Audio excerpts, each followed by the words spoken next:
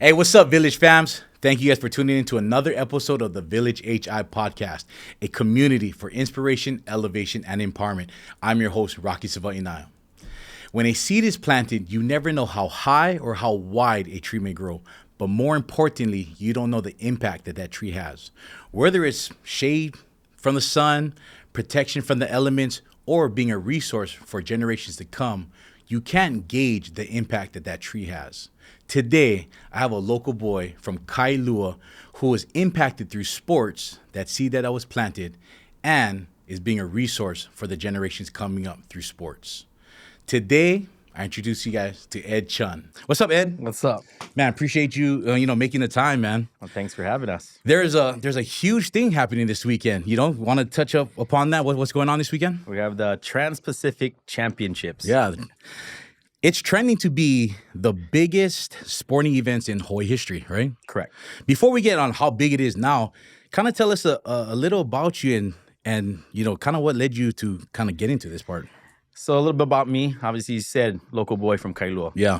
So to dream big is one of the things I had instilled in me since a kid, right? That there was no limits. And I think that just stems from the upbringing, the village you surround yourself with. For sure. To really empower you to make sure you live life in such there's no limitations. So for me specifically was to really take that beyond in whatever I did, whether it's in the sports field or in space or just in obviously these opportunities that we're venturing on now. So just having that the mindset, that heart, that passion to make sure that we can go beyond what you may think is a limit. Yeah. You shared with me prior, your stepdad, you're raised by your stepdad, but he instilled into you this ahupua'a mindset. Yeah. You want to touch upon that? Yeah, absolutely. I credit, I think for me, it's everything I am and how I operate and the way I execute or work hard is through him. He's that mindset of being selfless is definitely stemmed from him and all the different principles that he's instilled in my life. Yeah.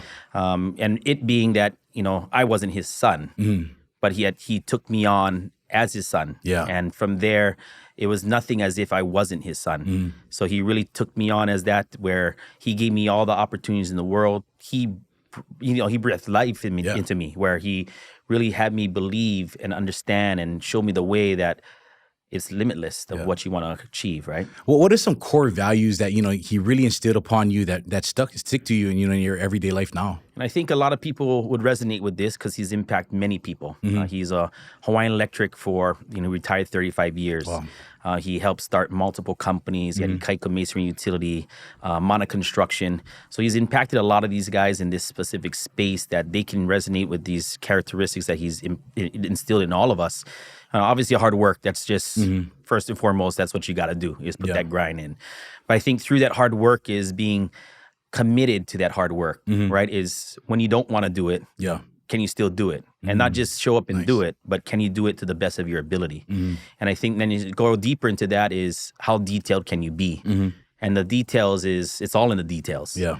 Right. And I think that was one of the bigger things, was to make sure that every little thing that we do, and what I did as a kid was really magnify to find the little details that can separate you from the rest. And I think putting that all together is the recipe to make sure that things are limitless, because most people are not willing to dive that deep or be that detailed or work that hard. Right. So I think those are the things that really separate you. It's not the stature. Yeah. Right. It's those, we talked about this, is the measuring tools, or the those things are usually what size you are, what weight you are, how fast you run. A lot of these things that we're accomplishing has nothing to do with that. It has everything to do with those principles that were instilled in me in such a young kid age that really holds true today. I want to touch upon stature, right? We talked about it earlier. How tall are you? It's a great question. I'm 6'8". 6'8". 6'8". Let me get the ruler out. But really, how tall are you? 5'2". But what does the 6'8" part come in? And explain to us why 5'2" shouldn't be measured as just truly 5'2". That's something I live by, and my sports journey has been of challenge. Yeah. Obviously, just a size piece. You don't walk in the door and pass the eye test, right? As soon as you touch on that eye test, because some people, they hear it, but they don't really know what is that eye test, right? The eye test is, people are starting to judge your ability just by your stature. First appearance. Yeah. That's usually what they put you in that category instantly of this person has limitations because of, right? And so for me, going through that journey was to really overcome that narrative or that stigma of that you're limited because of this specific stature that you're at. So my mindset was always bred, and because of my dad was because the fact was is you're not created by what your size is physically. Yeah. It's what you're willing to put in. And so how can you go out there and really go over and above to achieve more than what you can? And so the questions always asked for me is like, do you wish you were taller? And my answer is always no. And the reason why was because when I come into the door, you always expect less and you get more. That's good. Right? And so for me, the answer is 6'8", and going back to that is that if I play 6'8", why can't I be 6'8"? It's only a number, right? That's good, yeah. And so if that 6'8" guy is not performing at 6'8", and he's under the expectation, why isn't he not labeled 5'2"? Right? So the thing is, for me, those metrics is numbers. Based off of what you can actually produce is where it's at. You know, going off of what you said, a lot of people, they get so focused on stuff that they can't control, right? You can't control height. That's God-given. That's something that you really cannot control. How important is it for you to really, kind of get out there that it's about the controllables. It's what you can control. Can you touch upon that a little bit? Yeah, for sure. It's those things that you're willing to put yourself through to get the results you want. So, and I think going back to the measurables and the metrics, at one time I tested 45 inches in my jump. And a lot of people that's impressive. And most people would ask the question, how? And could you show me? And the answer is I can, but you probably quit. And because the fact that you won't be willing to go that path or to go that far into it, because it takes to the point of the most uncomfortable situation that you could possibly imagine. Like, are you comfortable with not being able to walk? Not for the next day, maybe for the next week, right? And can you put that consistently again and again, put yourself in that situation to be the most uncomfortable that you could possibly imagine to get the results that you're willing to get? How much do we hear about that nowadays? Everybody wants to be the best. Everybody wants to separate with themselves. But like you said, are you willing to go past that, that threshold of your limits, what you think your limits are, right? Do you come across that, or, when you're coaching, come across that a lot? Yeah, for sure. And that's the thing that I really would love to be able to address, right? I think a lot of people wait for that perfect storm or the stars to align for things to happen where, I need to have the latest shoes, or I need to have this accessory, or I need to have the proper training facility in order for me to be able to reach my potential. Yeah. But I think is for me, and what I think I'd love to see this next generation lean into more is being creative, finding a way, problem solve, and then mix that into your work ethic. You put all those things in place. I could care less if you got the most rusted dumbbells and weight room or have no weight room. You're going to figure it out. If that's your goal that you want to achieve, there ain't nothing that's going to hold you back from making sure that goal gets achieved. If there's a parent, there's parents watching out there that have young kids, maybe there's their first time in volleyball or just sports in general. How do you get them to kind of like frame their mindset to be like that? To like, it's not about, the newest shoes, the best facility, but how do you create, I guess, a thought process or a mindset for that? Yeah. And that's a tough one because that's culture right now. Yeah. Right. The culture right now is that they listen to that hype. A lot of things are marketed that way, right? That leads you down that road that thinks that's the answer. But I think if parents really want to see, and I think that's one of the big things too, parents they get into the process too much. It needs to take ownership from the athlete itself. Nice. Like the kid itself needs to take ownership, right? And I think once they put themselves in that position, that if that's what they choose to do, the parents are there to help support, help open up doors for that to take place, not do it for them. And I think you measure that. And I have my son of my own. He's 8 years old. So navigating this world now as a parent, and I have a daughter who's 26 that's gone through this process, is really navigating to open up specific doors for them, but have them walk through it, right? And have them basically go through that path on their own. But the thing is to be able to hold their hand, not hold their hand specifically, but be able to walk alongside them, let them take their bumps and bruises that they need, but encourage them, nice. right? To be there as a support system, not sit there like, let me clear this path for you, but let me sit there and encourage you, like, you got this. Break through that wall, break through that barrier, and just encourage them, not do it for them. Having a daughter that's 26 that's kind of went through the process, and you have a son now, what are some things that maybe you adjusted or kind of evolved? Because they always say, right, the first one is truly like a guinea pig, right? You're learning, you're just figuring things out, you're late on things, right? So what are some things that you've learned from the process of your daughter and you've taken into your son, or kind of like maybe kind of guided a path, like, hey, this is the path we're going to go on? Yeah, so my daughter, she had it rough. Yeah. She definitely had it rough, to the point where, I put her into some really tough situations, and she actually thrived through it. Wow. And it was an important piece to have her talk through the importance of it, and be able to have it connect from your ultimate goal of what you want to achieve to where you're at now and everything in between. Yeah. But I think if you're able to put things in place to make it relatable through the process and have them understand the process and where their process is, and how they take ownership of it, I think that's what's important. For my son right now, obviously learning a lot through my daughter. My daughter, I remember we built a facility, it was a beach volleyball court. Yeah. I think she was like maybe 15 years old. When do you see a 15-year-old girl out with there her own tilling with a tiller? Oh, putting in the work, yeah. Putting in the work. So she ain't doing training on the court. She's actually preparing the court. Nice. Right? So for me is that if this is what you want, it's not just within the lines. That's so good. Right? It's actually going to create the lines. That's so good. Yeah, let's create the opportunity for ourselves. Don't let the opportunity fall in our lap. So she went out there and built the court. Right? So for me, it was those lessons through those processes to really have her understand that it takes so much more than being within the lines and just doing skills and drills. Yeah. Right? Can we dive in deeper, right? And to be able to create our own opportunity other than just having the opportunity fall on our lap. Yeah. Right? So my son now, same thing, right? But it's fun because I get to see him dive deeper into the sports I enjoy. I love volleyball, don't get me wrong, but baseball is my first love. Yeah. Right? And so now my son's playing baseball and be able to help him through that process, but yet be that stern pillar in his life where I ain't doing it for you, right? I'm going to help you. I'm going to encourage you, and I'm going to be your biggest cheerleader, but you're going to have to walk this journey on your own, and you're going to have to overcome those challenges on your own as well. Hey, for you guys tuning in, you guys may have, that thing that Ed just talked about may have gone over your guys' head.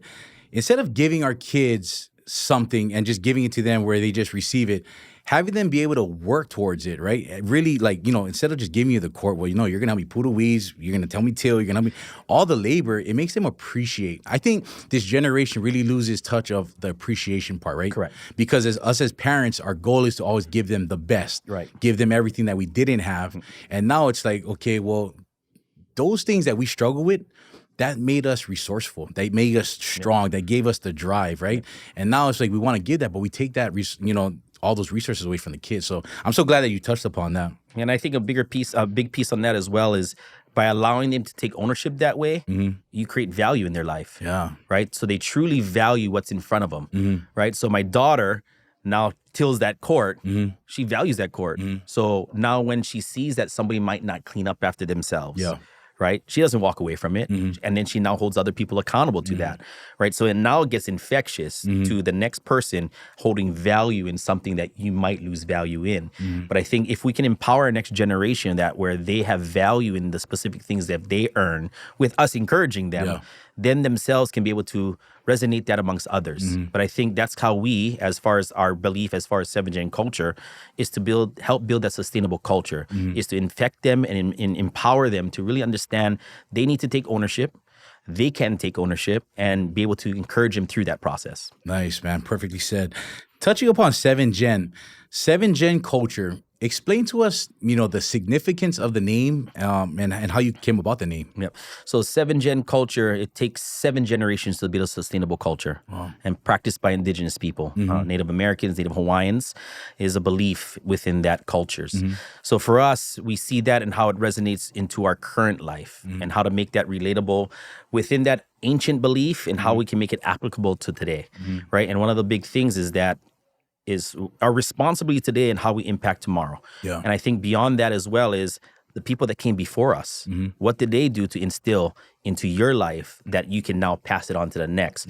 And that's why, this important piece of what resonated with my dad or taught me through my dad, now that it has lived within me, and how can I pass it on to the next?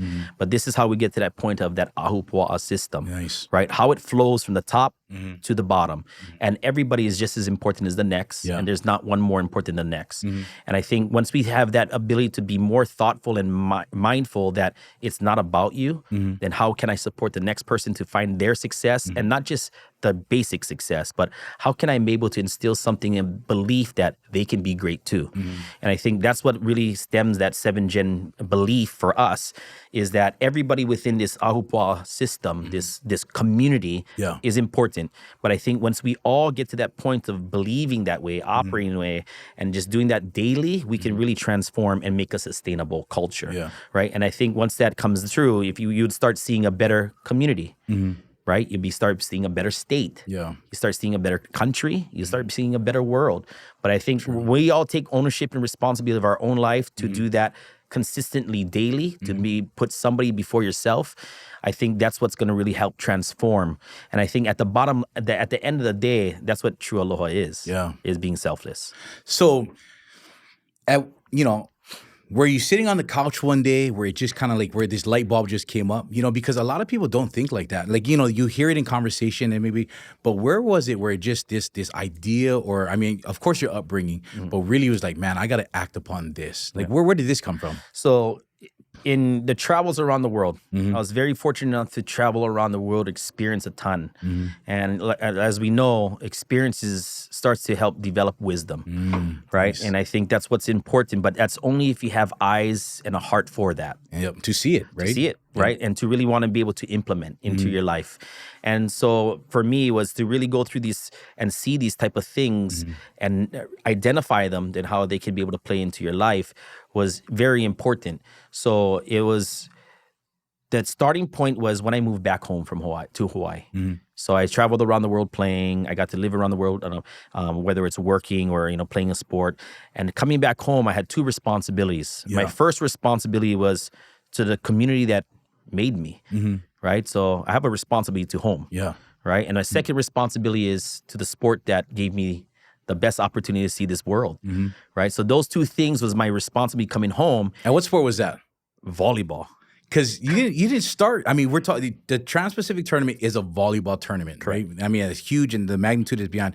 But you didn't start off in volleyball, right? No, not at all. I was it's a really wild path. And I think all that path it also is, it pays into this theme that we're talking about, or these things that we're discussing. But the path was, I started baseball, 5 years old, playing baseball, and then I played all the way through high school. And I went to 1 year away in Arizona, to a JC in Arizona, and then the world changed. Right, the road changed where volleyball was just a off-season type of thing in my junior year in high school. Had a good friend saying, "Hey, want to come out and play volleyball?" At that time, I was a multi-sport athlete. I played football, all these other things like most Hawaii kids do. Which they should. I'm a believer. Absolutely. Multi-sports creates you to become a better athlete. Absolutely. And that's what allowed me to pivot at that point in my life to change a sport. Because that's pretty late. I mean, for most people, right? Completely. Because nowadays everything is like sports focus, position focus, right? You can be a quarterback, you can be this, or you're going to be this. But it's truly being the best athlete, because if you have to pivot like you did, you're able to, right? Absolutely. And so that helps develop all these motor skill developments, right? Because you start understanding things about your body in a different way. When you start specializing, it starts to have you go into one path. But if you can walk multiple different paths and do it well, you can pivot in any direction. But then you can start doing athletic things in that specific sport that specific sport has never seen. You know what I'm saying? So I think that's kind of will help pay that path for me. But that whole entire navigating through that transforming into a different sport was very interesting as far as a journey. And that's why I continue to do what I do today, because a lot of these parents think like, my kid needs to start at 8 years old and needs to play year round in order for them to be able to live this goal of getting to Division I volleyball or whatever that next level looks like. But again, it's each to each their own. But for me, it's as a kid, it's my job as a parent to allow my kid to be a kid.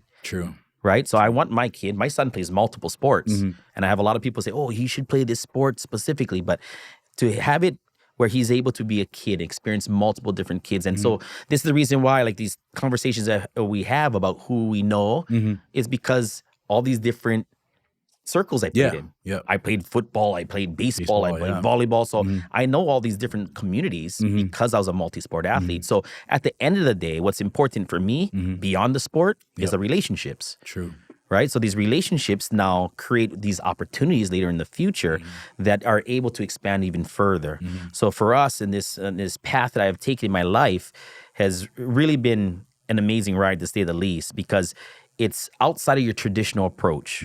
And so everything from your stature to the journey of how you go about playing sports and what you should be focusing on, all these things are completely against what people say is important or how you do it, right? So I think that's what's really important, because now I can share that story for the rest of these kids where I'm not tall. But I want to play there. But people feed into them, oh, you're limited because of this height, or you're limited because you started your junior in high school. But there's no limitations. It's all a part of what you want to be able to achieve. Come on. So volleyball presented to you all these opportunities, and that's how the traveling came about, correct? Correct. So take us a little bit through that, so people can understand before you get back to Hawaii, and you really start, digging in and working on what you're working on. And volleyball was crazy ride, to say the least. So, I think this limitation thing was I stepped into the scene of volleyball in college at Orange Coast College and, to overcome a challenge instantly. I walk into the gym the first day and you have the team captain tell me I'm in the wrong place just because of size. Dang, for real? And it's a 75 guys going out for a 14-man roster. Crazy. Yeah, and this guy is 6'5". He's the dude. Yeah. Right? He's that prototypical, volleyball player that you would see, right? Correct. And I made that instant decision in my mind, in my heart at that time, and let him know that there's going to be a day coming real soon that you're going to need me to win this game, right? And to have that type of conviction right away to let him know, because if I was able to address him then, I was able to have that belief in myself at that time, right? So that time went from that tryout where, I had a plan. Yeah. Right? If I didn't make the volleyball team, I'm going to go out for baseball. I'll make that team. Yeah. Right? So, but I kept on looking at my name on the cut list. Like, that's odd.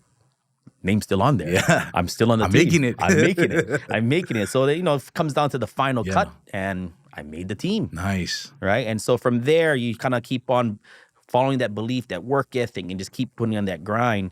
And, and the focus wasn't the end result. Yeah. What is in my control now? And what can I put in the work to do in order for me to impact my team the best I can do at that given time?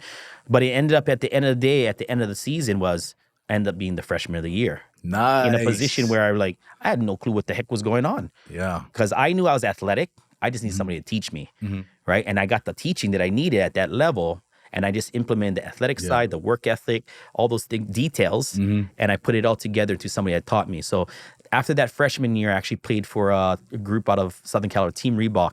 Okay. Team Reebok out of Southern California, and I played in the Open Nationals. Wow. At that time, Open Nationals, you had All-Americans, professionals, national team players. The best of the best is playing in that division. Yeah. And here I am, first year in college, JC, 5'2", playing in that division.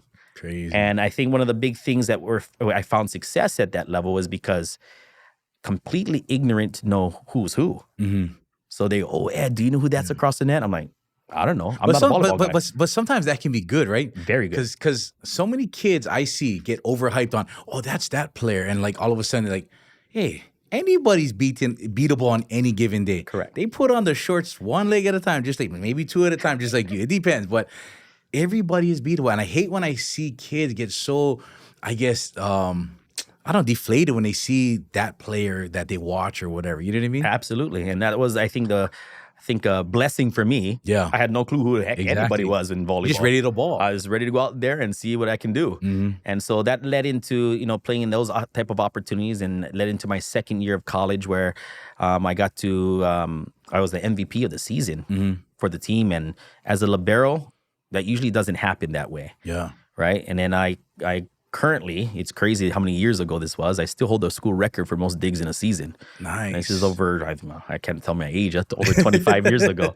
Yeah, but I think... Leave the age out. Leave the age out. Still right? young. You're still young. You know, but the thing is, forget those accolades and the records and all those different types of stuff. It's more that process of how you get there mentally and how that impacts you physically. But, you know, how to get through yourself to there mentally was, again, paying tribute to what has been instilled in you since a kid. Yeah. Right? That village. How much can you emphasize belief in yourself? Because, you know, from the first time I talked to you and even now in this conversation, there's just an energy that I get from you of just confident. And it's not arrogant. It's just very confident. And the belief, because when you have coaches tell you that, I mean, I don't know if you're a right fit for this team. You have a team captain coming to you, oh, you're in the wrong place. When you have because there's so many athletes that face that, right? How much can you emphasize that it's important to believe in yourself? Because that's where it really starts. Correct. And I think this is one thing I usually tell most. When I was in my coaching days and I kind of shared to the athletes, I said, you have to believe in yourself more than anybody believes in you. Yeah. And I said, and to the point of your parents believe in you so much that they're here to support you in any type of way, whether it's financially, whatever it is, right? But I said, is your belief bigger than your parents' belief, right? Or anybody in your life that believes in you? Is your belief bigger than theirs? Yeah. Because there's nobody in this world that should believe in you more than you. Yourself, come on. Right? Yep. So for me, it's like, can I believe at that level? And that was something, like I said, I always pay tribute back to those values and principles that was instilled in your life, because those surrounding people is so important who you surround yourself with, because they're the ones that are going to help you have with that belief. Yeah. Right? Because they're going to sit there and continue to help strive and tell you, encourage you, like, you can do it. Yeah. Don't believe that hype. Don't believe what they're saying. You can do it. How did you create an environment like that? Because, you know, obviously at 5'2", you're going to have to work extremely hard. You're going to have to do, you know, more hours outside of practice than anybody else. You're going to have to do, you know, all these extra trainings. But there's not a lot of people that will be around you that's like, you know, kind of like on the same goal, right? So Correct. How did you create that environment, or how did you find an environment that kind of helped you stay the path? And I think it gets a lot more complicated than it really is. And I think that's going back to, again, the principles. My dad was the details. Yeah. Right? And you need to take ownership of the details. And there's nobody else that will. So once you're able to take ownership in those details and really infuse that with the best effort that you can possibly give, it doesn't matter what's going on outside of you, right? Because now you become tunnel vision to what the detail is, right? So whatever the things are being said, whatever is being done, whatever the environment is, you're so fixated on the detail, and that's all you want, right? And I think those 3 levels that, you know, I heard this one is a really good one, is the 3 levels is, are you interested? Are you committed? Or are you obsessed? So can you get to a level? Now, when I'm gauging people as far as what level they're willing to get to, right? Oh, I really want to be good, but I sit there and evaluate them. I'm like, are they interested? Are they committed? Or up there obsessed? And you can tell when a person's obsessed, right? Because they start having this type of confidence that you speak about. They start operating in different ways. You start seeing different results that you don't really normally see. And they're going to go approach things in a way that, again, it's uncomfortable, right? So if it doesn't, if you require sleep in order for you to operate, but you're obsessed, I don't need sleep anymore. That's what I'm talking about. Is that drive, that drive. So, you know, as you're on this volleyball career, you know, how far did it take you, and at what point did it stop, and then you return back home to Hawaii to start doing what you're doing? Yeah, so it took me to, I had a dream, University of Hawaii, play University of Hawaii. And unfortunately, at that time, you know, I wasn't a good student. And this is the other reason why I do what I do, to help instill this into the athletes today, is because back then, you didn't have people really helping you through that process of what you need to be doing in the school, in the classroom. Resources were so minimum, right? Very minimal. So you have no clue what that path looks like. I didn't even take an SAT in high school. And sometimes you don't realize till it's too late. Way too late. Yeah. And so in that as well, like, I didn't have good study habits. So I get through this JC, barely making it through the classroom, but doing really well on the court, where the likes of USC, UH, all these guys are looking at me because I'm accomplishing these things. But all the doors start to close because I don't have grades. Yeah. Right. And so for now learning of that is now I'm trying to help the next generation to understand how important these things are. So I got limited to what I wanted to achieve at the collegiate level, right? Because I wanted to play for UH. And I think those lessons learned that create wisdom at that time that I was going to go and try out that UH path, they won the national championship. Ooh. So big stake in the heart. Yeah. I could have been a part of that. And I had a lot of good boys that are on that team that I'm good friends with today that were a part of that, and I wasn't. Yeah. So that stung, right? And so from there, I kind of How much did it sting where, because sometimes something like that can sting somebody where they kind of like regress a little bit, you know what I mean? And they kind of just falter and they just kind of like climb in a hole and just like, you know what I mean? That's exactly where I was. Yeah. Touch upon that. And I think in doing that, I fell into that hole, right, of regret, Yeah. right, because it's directly in front of you. You see everybody else finding that success. You're not there. And I did fall into that hole. So I went into a whole different world of, going out, partying, that life and, living that lifestyle, which it was an empty lifestyle. And I went to go play a tournament in California. And then one of my friends after that tournament, like, wow, like, where are you playing? Yeah. And this is after 2 years of not playing. Wow. And they're like, where are you playing? I said, well, I'm not playing anymore. You still had it, man. You're still sharp, still in you. And so he was my path because he was like my German brother. He's from Germany. So he goes, if I set something up for you, would you go? I said, absolutely. Yeah. Absolutely, I would go. And so he was able to set something up for me to be over there to go have a tryout, a few tryouts to see if I was able to make it. And then again, how important for that village to be around you. I had this conversation with my dad. My dad said, yeah, if that's what you want to do, I'll support you. Yeah. But one condition. I said, what's the condition? He goes, I'm only going to help you with the one-way ticket. You got no other choice but to make it. Yep. Right? So no other options. No other options, right? So don't think about coming home. Yeah. You got no other choice but to go do it. Yeah. So, How grateful are you that your dad did that? Because I think a lot of people give other options, right? So it's like maybe the effort, right? Or the intent is really not fully there, right? How much did it impact you? No, it helped reignite the belief, right? Because after you have that falling short of a national champion opportunity to be a part of that team, and then you have that big stake driving in your heart, you fall into that hole. Yeah. And then you have somebody that's such a pillar in your life breathe life back into you and say, I believe in you. And I'm going to believe in you so much that I'm going to encourage you to go out there and do it where you only got one chance, one option, and we're going to support that. So it's huge to have these type of people in your life to really identify who that is and lean into that during those type of times of challenge or shortcomings, or where you want to find out what's your next direction or what your next path looks like. Yeah.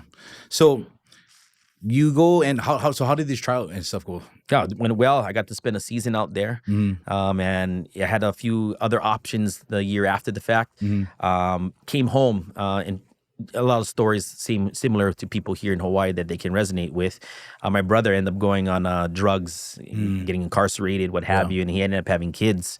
So that's a touchy one for me. Yeah. No, if you want to touch upon it, you can. If you don't, then we can leave that out. No, it's a good piece because of the fact that it allows you to grow. Yeah. It allows you to grow. And, some can allow that to impact them in such a way where it can have negative impact on others after the fact, or it can help you to impact others in a positive way. And so through that negative experience and that sacrifice that was given, that I gave up a dream to make sure I came home to be here for my family. Yeah. And so is it something I regret? Yeah. But it's something that needed to be done at that time. But to experience you fighting so hard to get to a certain part in your life, because as an athlete growing up, you want to be a professional athlete. Yeah. That's your dream. Right? And that no matter what it is at that given time, that's something that you always will say as an athlete, I want to be a pro in something. So to be able to be at something at that level where you're on the hunt to be there, and then you cut it loose because you want to sacrifice because somebody else made a selfish decision. But at that time, in making that decision, it wasn't a hard decision to be made because I knew my family needed me at that time. I had nephews and nieces at that time that needs somebody in their life, right? So, and I'm sure that they're forever grateful for that. Yeah, it's been a long journey, to say the least, as far as the family dynamics of things. But again, through that family dynamic, again, it helps me be who I am, right? Because there's a lot of storms that you gotta endure, but if you look in a different lens, where you allow it to teach you, where it allows it to pour wisdom into your life, I think that's what's really important, is really look at it from a different point of view in everything that you go through. I can't commend you enough on just the bravery, the strength to take to share something like that. A lot of people would have just passed that opportunity to share, but this whole podcast, this platform is truly off of inspiration, elevation, empowerment. I mean, for you guys tuning in, I hope that empowers you, that if you're going through a similar situation, that you have to see, and kind of weigh out everything that's going on. But at the end of the day, you have to make your own decision. You live with that, right? Because you could live this life off of regret. Somebody else can take this and regret, and then just have this, their path after that decision is just downhill, and they don't ever recover from it, But you're doing such big things after kind of like a moment like that, which is, I give you, such awesome praises about that. I think we all have choices to make. So we either choose to allow it to control us, or we allow it to control it. But I think going even further than that, I'm not a person that always push religion on people and things like that. But for me, I'm a true believer that in approaching things that you're out of control is actually what brought more stability into my life. Come on. And so being out of control is knowing that there's somebody greater than me that's in control. Right? Him, right? And I think allowing him to be in control of your life in those specific moments, and even beyond that, is extremely important to really bring peace to what's going on, into any type of hard situations. But again, like us, every day we're men, right? Yeah. We will fall short consistently, and the world would judge you, right? But the thing is that to understand and really lean into it, that the person who's ultimately in control is there to love you through every shortcoming, every failure, everything that you're struggling with, and that he will help you see through that. Yeah. One thing that you said too, I think is important too, is being able to see certain things when you're going through, a situation, a problem, whatever it may be, is because if you don't see it, you'll never learn from it. And I think the growing from it is a waste, because it bypasses you, right? Yep. So I mean that's a good point that you brought up. So you come back to Hawaii. This situation with your family happens. How do we get here to Transpacific? Yeah, so it's a long journey, to say the least. And I think that path has been not of your norm. After coming home, was coaching a bunch, and then I moved away for an opportunity. I was working in banking for a period of time, which grateful for, because the fact that I was able to learn business, right? And introduce me into business and what that looks like, managing money and putting different structures in place, being organized, all these different things that a corporate business banking life looks like. It poured and gave structure into a guy who never did well in the classroom. Yeah. Right? And showed me something greater. And then being out there in California in the heat of it all, it's moving. Yeah. Right? So it's either you move with it and get ahead of it, or you're going to get swallowed up alive. Yeah. So putting that type of pressure on you in that specific space has really taught me to where I need to be now.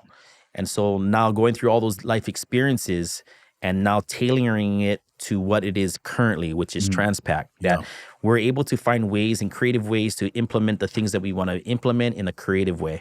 And the biggest piece of it all, I've worn every hat in that arena. I was the athlete. I was the parent. I was the director of a club. I was a coach of a club, right? I wore every single hat. And so when I look at it from that perspective, I try to be able to put myself in that shoes of that person that's in that space. So when I'm sitting out there and really envisioning the event and what it needs to be, as an athlete, what would that look like? Yeah. So you're going to be there this weekend, right? Yeah. The championship court is lit. And I'm going to hold that to you. What is lit? You got to give it, people are like, a little nibble. Like we're building it out that when you play on that court, you feel like a pro. Right? Yeah. So you could be... Give even chicken skin. I don't even play volleyball, but I got chicken skin because you know what I mean? But create that platform. Exactly. You create that platform to experience like a 12-year-old to be on that court, and is that lit? Yeah. to make them believe that I can be here any time in my life. And now you give them that little taste of what the future could be. Exactly. Yep. And that's the driving force. And now you as a coach to be able to coach on that sideline at that time. Yep. Right? At that level. At that level. Yeah. As a director, proud that your team or your club's being represented in that way. Right? As a parent, seeing my team or my kid being highlighted that way. So looking from all those different lenses. It's all worth it. Correct. The practices, the sacrifice, right? Absolutely. All of that, right? Yep. So looking at from all those different lenses, those different point of views is what and how we've created Transpac. But I think what's the biggest piece of it all is that, again, when we go back to that village, our village is tight. Yeah. My team is animals. How did you build that team? Is coming through that process of life. Yeah. You identify who the real ones are. Exactly. The ones that are going to be next to you through thick and thin. The ones that walk out or the ones that walk through that fire with you. Who's still with you when you have nothing to give. Correct. Right? Yeah. When they sit there and you're taking all the punches and the blows and the negativity, when everybody says it can't be done, they're the ones that rally behind you like, we're doing it. So our team and our family, our village is second to none. Come on. They all have that same type of heart that we're going to impact our Hawaii by giving the best of our abilities, our gifts, our talents in any direction that we want. So I'm going to invite you in one day to check out our team. And even during this event, I'm going to have you come through and, introduce you to everybody and see all the different walks of life and how they impact this overall event. That Hawaii always sees the forward-facing, but no seeing what behind the scenes look like. But the behind the scenes of the heart that these people have to serve Hawaii, serve our communities, it's priceless. Nice. Before we get into like how big this event is, I want to kind of talk about like just that first event, the very first Transpacific tournament. How, gearing up for that, like literally taking an idea and making it happen. Because a lot of us, I feel, or people that I know, they have great ideas, but they get stuck at the idea. Correct. And there's no action after that. So take us through that. And believe it or not, this started in Lanikai Park. For real? Lanikai Park. I was playing volleyball there as a kid since junior year, and I played there my whole entire life of volleyball. Yeah. So they poured into my life I had a lot of good players come through, teach you volleyball, what have you. So I had a responsibility to there. So we started our first initial tournament. My first tournament I threw, Lanikai Park, 2009. Got to go back to the roots, right? Back to the roots. Come on. 8 courts, and we had the who's who of volleyball. We had the Crab brothers out there. We had Eric Soji. We had all these high elite athletes. They're younger then, high school or just in college. Yeah. But it started there, as humble as that. And then it scaled, and we did it at Turtle Bay. Right, we did some events at Turtle Bay, and then we started morphing into the indoor scene. And the reason why was that I started to look at the sport as a whole here locally. I'm like, we can do more. Yeah, we can do more, and not more for myself, but we can do more for the kids that are participating in and competing in it. And so at that time, I presented these concepts to the people who were running volleyball at that time, and they told me no multiple times. Saying, no, that's not going to work. Yeah, and obviously, they don't know who the heck I am. Like, come on, man. Telling me drive no, you got. Yeah, telling me no is probably the worst thing to do because now I'm going to lose my mind and figure out how to get it done. Obsession comes in, right? So that no motivated me beyond to now where we're at today is what we envisioned back then, right? But we had to make sure we had the proper scaling points. And the proper scaling points, our first time in the convention center, we only had 60 teams. Yeah. All local teams only, not even one offshore. And I remember a specific conversation that I had with a gentleman that was heavily involved in volleyball then. And I said, this is the goal that we have. This is the dream. This is the vision we have. And I remember him saying to me blatantly, straight up, that's a nice goal. That's a nice vision. You'll never get one offshore team to be here. What?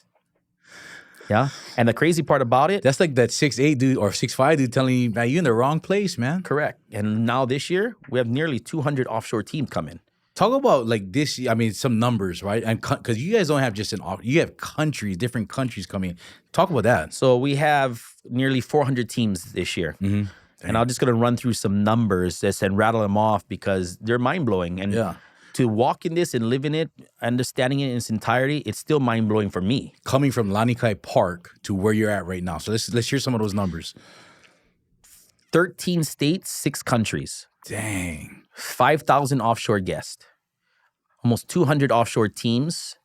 A total of almost 400 teams are going to be participating and competing this weekend. 5,000 athletes. 5,000 athletes. We expect about 25,000 total in attendance.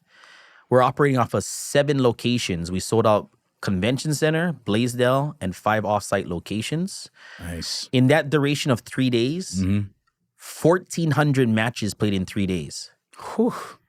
Non-stop. Logistic nightmare. Yeah. Right? But all these numbers, like, they sound amazing. They're going to be operated in such a way. But again, the humble beginnings of where it began. Your process, right? Correct. Nice.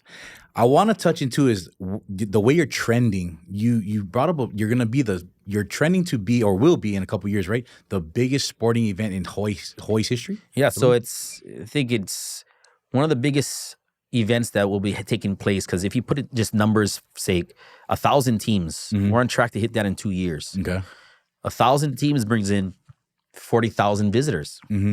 Right? So if you take the number of 40,000 visitors and you look across the board at everything else out there, it's a lot of people. Yeah. Right? And we're doing it currently at a shoulder season. So the off-peak time of tourism, we're bringing these type of events to Hawaii.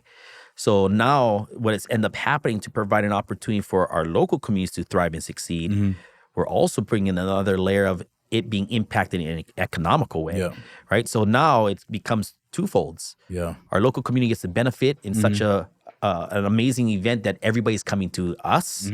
And then we also have an ability to help our economy thrive. So, now we're talking about economy, tourism, and all that. So we got to get into some meat right now. It's always been said that Hawaii needs tourism, but your model or your outlook is no, it's different. And I want you to explain that, what you shared with me earlier. Yeah, so it's that model that you said, Hawaii needs tourism. And this means no disrespect to anybody that's in the space, because everybody that's in the space is an important piece. And for us, it's inclusive. We want everybody to be involved in what we do. And because collectively together, we can overcome so much and we can accomplish so much collectively together. Divided, no can. And so for us, this space that we're creating and this opportunity that we have, it's mind-blowing what can be achieved. And when we look down the path and look down the barrel of what it is, once we start putting all those numbers in place, it starts to go off the charts. Right? But in order for that to take place, we need the right elements, the right support, the right people to support this. And I think when we're able to get those things in place, it turns off to a whole nother level that we couldn't even imagine being met. Right? So going down that, repeat that question again real fast. So, it's been said, right? Hawaii needs tourism. Got it. So the Hawaii tourism piece, that's a great piece that you mentioned. But our model is that tourism needs Hawaii to succeed. Why is that? And so in everything that we do, we need to put Hawaii first. Come on. Right? And so it's a simple evaluation. Is when somebody comes in and wants to do business, we evaluate what's the community impact that it will have. And that community impact, does it have, can it filter all the way down to the less fortunate community? Right? So can this kid that doesn't have financial backing, this and that, plug in and find success through this opportunity? So for us, tourism, they need Hawaii, because without Hawaii, what do you have in tourism? Nothing. Right? So the thing is, why don't we pour into our community, to our people that represent us? They're the ambassadors. Right? Our resources are getting used.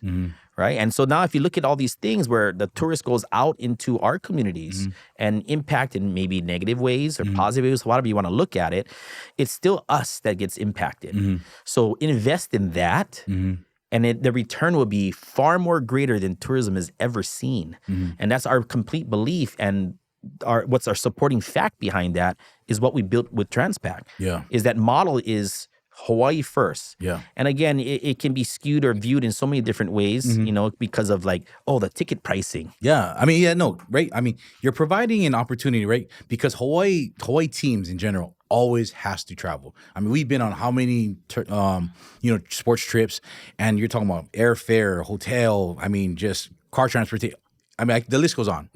But now you're creating an opportunity where everybody's coming here, but people get stuck at the fact this admission price for one, how my kids gonna watch their own sibling play, or how do I play for my whole family? But also that touches upon the support though, right?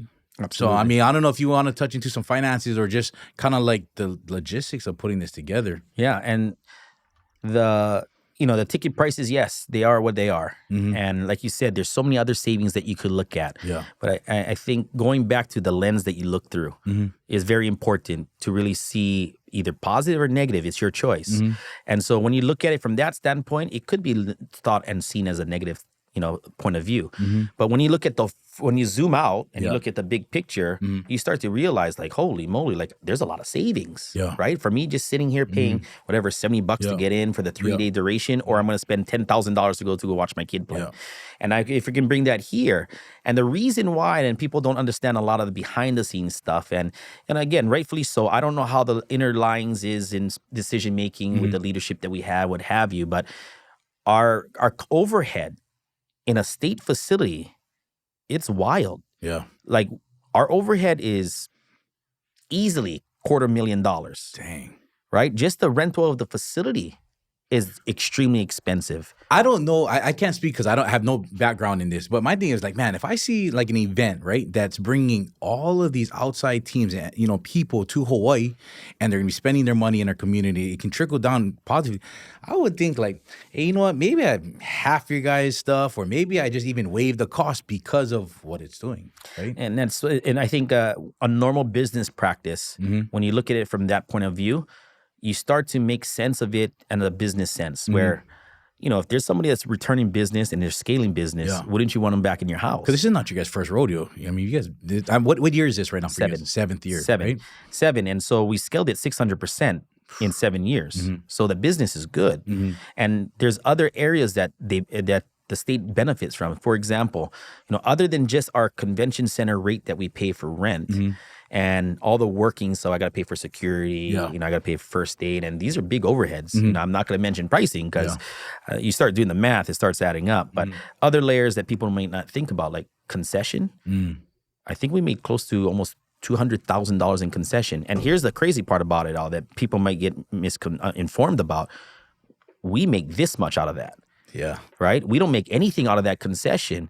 And I worked in a nightclub scene in the past. I've done concerts where normally like you hit a minimum, and you get kickback. Yeah, exactly. Right, because it incentivizes the promoter to go out there and do business to drive traffic so that everybody can make money. And so now, if you look at all the different revenue streams, you talk about concession and now parking. You park there, huh? Yeah. Cheap. Right. So added costs. But the thing is, at the end of the day, us as the promoter coming in doing the business in the building, we don't see any of that, right? But without us there, does that building make that? Yeah. Right? But the thing Those is, concessions wouldn't be filled if there was no event. Not at all. Right. And that's one of the things that we're still trying to navigate through to understand deeper to how can we have solutions in place and sharing those solutions with leadership. This year, HTA, they stepped in, through one of their signature event programs or grants, and they granted us, some significant amount in support of what we're doing. And it's been nice to see that there's some traction being made. But I think there's so much more that can be done. And I think one of the big ones too, and I think if you don't mind me sharing, it's the things that make sense for me from a business standpoint. So the age demographic that we're reaching is 12 to 18. We want to be able to use like a place like University of Hawaii. Yeah. There's like 10 courts we can build out there. That's like another 80 teams. And would it make sense, and this is a hypothetical question, is this age demographic that you're trying to market to is playing directly in that space. On your campus. Seeing what facilities you have. And here's the better part. They're coming in January. Most of these people are coming from areas that are cold. I have pictures of snowing them getting on the plane. And now if they get off the plane here and they get to experience University of Hawaii campus in January, wearing slippers and shorts. Sunshine, nice trade winds, the breeze. Absolutely. So now they might not come as a volleyball player, but they might come as a student. And a student, out-of-state student, how much more do they pay? Exactly. Right? You don't get that in-state, They don't get that in-state tuition, right? But they want to come here because they want a piece of paradise during college years. And so that's another way that we can market the state of Hawaii in a positive way that can have another growth of economical impact. Yeah. But again, to have access to these type of places to help generate these type of opportunities for the state to thrive in multiple different levels, multiple different sectors is something that we're looking to go after. When you're getting support, what is, you talk about some kickback, but what is, I think the biggest kind of mind-blowing, subject that you get kickback or no support of, and you're just kind of like, what? Like, what we're doing? I mean, is there one specific thing? Yeah, well, for us, it's a state facility, right? So accessibility, if we're from the state, we pay for the facility through state taxes, what have you. Yeah. Like, for me, it's like we should be able to access it, especially if we're doing good for our community. Yeah. Right? And so accessing it so that we can be able to plan. It's not easy to plan a 400-team tournament. Yeah. Not easy to plan a 1,000-team tournament. We need a runway. So be able to have a commitment, maybe a multi-year contract. We've done it for 7 years. Yeah. So we've proven ourselves. And you've proven that it's growing. It's scaling. It's consistent, right? Right? So if, like anything else, like you're an athlete, that if you've proved your value, say in a position that you play, does the team come back with a lower contract? Or do they sign you for less time, less money? Or do they start driving, I'm backing up the truck on you? Yeah, we're working with you. You add value to us. We can see your potential, right? Right? So I'm going to give you an example. What'd they do for Shohei? Shohei Ohtani, they back up the truck, right? He had a few trucks. That contract? Bruh. Yeah, there's a few trucks indeed. Bruh. But years, right? And support. Yep. And because they value him. And structured it how he wanted to have it structured. Exactly. Yep. But there was a creative thing that really was able to help navigate that deal. So for us, like we over the past 7 years, we've proven this model works. And I think beyond that, we have a 5-year plan. So I'm not coming over here and just saying and poking holes saying, this could be better. We have a plan. And so our plan, if implemented, we can do a 1,000-team tournament multiple times a year. Yeah. And we did the math. It's like $350 million economically. And this is for maybe 20 days usage. Maybe. So if you think about maybe 20 days of usage that you can get $350 million economically poured into Hawaii, would you sign up? Yeah. For sure. Easily. That's no hesitation, right? No hesitation. But again, it's like always from the outside because people can sit there and ask me about the ticket prices, not knowing the behind the scenes that is dealt with. And so it could go on for our state leaders or whoever's in control of these decisions being made. We don't maybe not know the underlining behind the scene. But let's have a conversation. Yeah. Let's try to figure it out. Let's problem solve. Let's have solutions in place. Let's be creative. And I think that's what we would love to be able to see moving forward is that there is no limits. Yeah. Right? And then let's not build things that are in the box. Let's go outside of that. And the reason why is not because I asked you to, it's because our community is worth it. Our next generation is worth it to go that far to be able to live in that way. Or and what you're providing, you're providing a great quality event. And also, too, is, the goal is, we all grew up wanting to be a professional. Some of these, they just want to make it to college. But you're giving them a platform, an opportunity to showcase their skills and do it. And what are the resources are you guys offering? Because you guys record the games, right? There's a bunch of stuff that you guys do to help with, recruiting and just putting kids, making, it easier to access kids. And I think there's a lot of activations we have this year that is extremely unique. It's another scaling point, but scratching the surface with what we ultimately have planned. So it starts off this Thursday. We have a cultural experience. We have 14, about almost 20 groups coming in to do a Aina Day. Okay. And we're working with the nation of Hawaii. Nice. So we're taking everybody up to the Mauka of Waimanalo, having them jump into the lo'i. They're coming straight off the plane, going directly back roads Waimanalo, jumping directly into a lo'i, and teaching them culture, teaching them the significance of who we are as a people, the resources, how much they mean to us, and doing it in an authentic way. So we're starting off that day. That's what I love, though, because this is not just volleyball. It's not just sports. It's so much more. You really are. How do people appreciate if they have no sense or touch of what culture is. Correct. Right. And that's what we want to expand on. This is our first year implementing that. And we're going to do it in such a major way. And we're documenting everything. The Hawaii News Now has been an awesome partner. They're going to be start showing some of these things that we're be doing behind the scenes. Nice. Friday, we have a college showcase, right? So we have a college showcase coming in, and that's going to be awesome, right? Gives the kids an opportunity to be able to be seen. We have colleges coming here and being on the ground to be recruiting. We have it going to do it digitally, be able to be broadcasted around the globe. Nice. And then later on that evening, we have an opening ceremony. Ala Moana Shopping Center. We're blocking off that area where that 4th of July was, where you guys had it down. Yeah. And we're doing a full cultural experience. We have PCC coming in. Nice. Doing a full luau. So I think we're serving like 1,000 luau plates. Oh, dang. Yeah. And then something like that. And we have PCC opening up doing the luau act. And then we're coming up right after that and doing the concert with the Vitals 808. And we're also doing Johnny Sweets.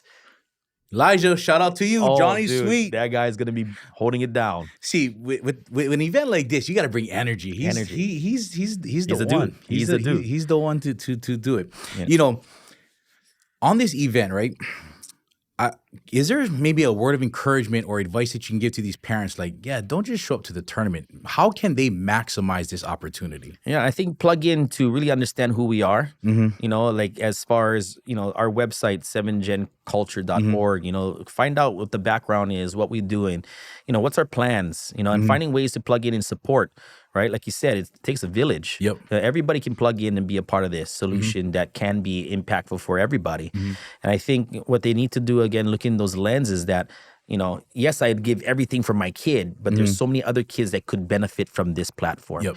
And whatever resource that you may have, dump it in. Right? So like, for example, you got a daughter playing in this event, right? You got a resource of a podcast. You sharing this with us to give us that opportunity to share with everybody else. Everybody got something to give. Yes. Right? And I think that's the thing going back to being selfless. Yes. Find something little that you can give that can help the community thrive and succeed. Because as you give, you're building each other up, right? I mean, Correct. that's working together. That's unity, right? Absolutely. And I think we get this concept because we've been a part of teams. Right. And the team culture, back then was very selfish. You sacrifice yourself for your team success. I think team culture nowadays is changing. Yeah. Where it's look at me or put me in a position of NIL deal or whatever it is. And again, that's a subject on its own. But again, it's that mindset going back to the roots of our ancestors did it well. That's why that ahupua'a system is an amazing concept or amazing platform or principles that we should be following, right? Because again, there's so many visuals that really be able to bring things to life to make you understand in such a simple way. We complicate things. Yeah. Keep you back to the roots, implement those principles in your life, look at the small details and work your heart out. And then from there, these parents, if they can buy into something of this, in that type of environment that's already been created that can support not just their kid, but everybody else's kid in the community, because that's what's special with us in Hawaii. Yeah. Right? Is that we look out for each other. Got each other's back. Right? But I think, growing up in Hawaii, we lost a little bit of that. But again, our goal is to be able to bring that back so that we are being a lot more mindful of, caring about the person that I just see on the street. Yeah. Right? Not just walking by him, right? But really, hey, how's it? How you doing? Right? Really showing that you care, right? Interacting, communicate, those type of things where you make it personal. But I think our goal is to have people connect in such a way that's unique in such a platform. So these parents, like you asked, connect. Come say hi. Yeah. Right? Ask what you need, how we can serve you, or what you can do to be a part of this big vision that we all can be able to accomplish together. That's true, though, because there's so many people I feel like they're just stuck in this kind of like this box, right? Like, we're just here to show up, play, and that's it, we're out. But there's so many, valuable tips and advice that you can get. And your team, your team is a reflection of you, and I'm sure that they're open and they're willing to help in any way possible. Yep, and that's another thing, too, is that you approach anybody on our team, you'll get these same responses. Yeah. Right? With the same passion and the same sense of that they care. Yeah. And I think from the starting point of before you even walk in the building, right? We have Auntie Nick. Shout out Auntie Nick. She's a workhorse. Yeah. She's a workhorse for us. She handles all the behind the scenes logistics. But when you engage with her, whether it's hotel bookings, whether it's rosters, whether it's just registrations, her service is beyond. And she is going to go beyond what she's capable of doing to try to make it work for you, right? And so, like, you can be able to experience that through so many different layers of our operational organization that whether it's our media team, or our tech side, whether it's our greeters in the front that's doing ticketing, you're going to get the same response everywhere you go. Nice. What is your, I mean, you've talked about where you guys are growing in your 5-year plan. What is your dream? What is your dream out of this, or maybe even adding something to this? What would that be? The dream is to really make Hawaii first. Yeah. And I think that's as simple as it is. It's extremely hard right now when we're looking at it. But I believe it can be done. Yeah.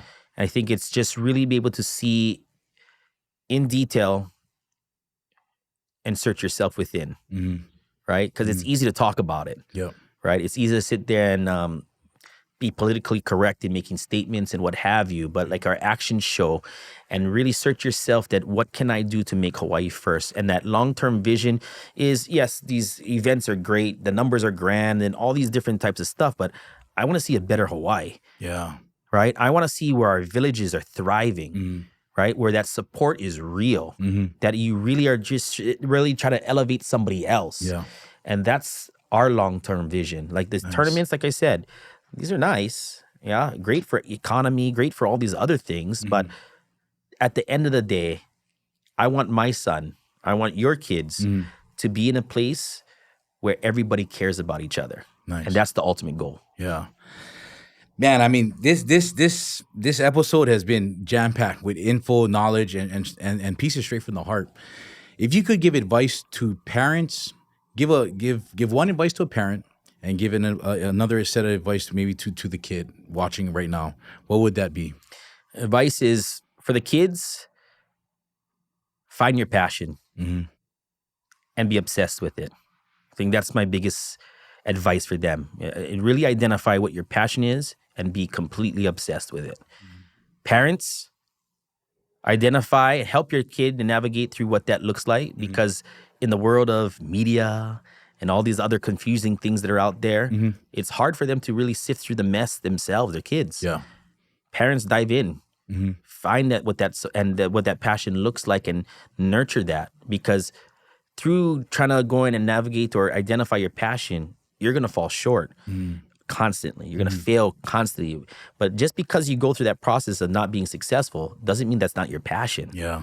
Right? So be there to dust off your kid and let's go. Yeah. Got this. Get back up, back on that horse. Nice. So that's kind of the advice that I would give is kids, identify your passion and be obsessed with it. Parents, help sift through the mess of the current culture of media to help your kids navigate that and find their passion, and don't do it for them. Have them own that process and just keep encouraging them that it can be done no matter how much shortcomings and failures they come against. Awesome. Okay, quick break. I want to send a huge shout out to my Missing Polynesia fams. Thanks for getting me right. If you guys like this shirt that I got on today, go and visit their IL or new Kapolei location. Missing Polynesia, appreciate and love you guys. Let's go. All right, Ed, before you enter the village, I got to ask you 5 questions. You ready? I'm ready. Spam musubi or poke bowl? Poke bowl. Okay. Best flavor combo for shaved ice? Ooh, I like my go-to cotton candy, Illinois, and vanilla. Oh, that's exotic, bro. That's exotic. That's how I get my height. Got to fill up that 5 too. Yeah. All right. Greatest city, state, or country outside of Hawaii? Wow. That's a rough question. They're all unique in itself. They all bring something different flavor that's impacted me. Yeah. You got to pick one. Wow. That's a tough one. Germany has my heart. Leipzig, Germany. It was a pretty amazing overall experience as far as culture, history, and just the connection, the relationships that happen. Germany, nice. Okay. Number 4, greatest collegiate volleyball team, men or women? Ooh, we're going there. I think we're getting controversial right now. Oh, we're going to put you on the spot a little bit. The men's. Yeah. UH men's, the Warriors, they hold it down. They do really well as far as reloading. I think they have a really good squad, young squad, but they reloaded. And I really enjoy, they're like a shave ice. They have multiple flavors from all over the world that really bring a unique style of play. And I think it just, it exemplifies who we are as Hawaii with just so many different cultural things that make us successful. Nice. Last one. Your all-time favorite quote or one-liner? Wow. These are some really good questions. All-time quote, one-liners. Or something you live by. Yeah, and I think those are the ones I shared a little bit through through this podcast. Is going to be that it's are you interested? Are you committed? Or are you obsessed? Let's go over that one more time. Give me number one. Interested, committed, or obsessed? You gotta have it. Yeah. It's number 3. Hey, Village fams, I appreciate you guys taking the time to tune in. Ed, thank you so much for your time. Thank you. I mean, you and your team is putting on, I mean, an event that definitely is blowing up and is gonna be sustainable for future to come. But I appreciate you taking the time, sharing with us, and man, let's get it this weekend. Yes, thank you. All right, let's go. Thank you. All right.